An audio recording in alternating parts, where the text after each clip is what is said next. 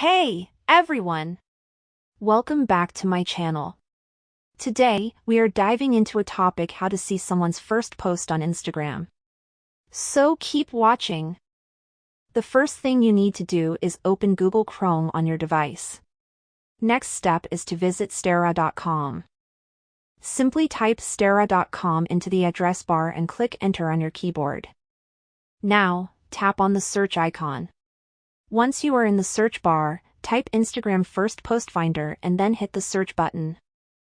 Your search results will be displayed on your screen.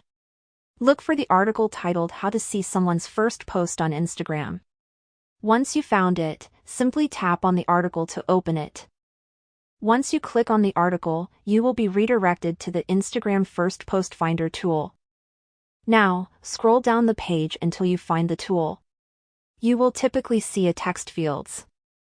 Simply type the Instagram username in the given field whose first post you want to see and click on the submit button. Now tool will work its magic.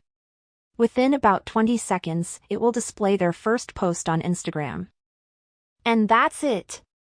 If you found this tutorial helpful, don't forget to give this video a thumbs up and consider subscribing to my channel. Thank you so much for watching.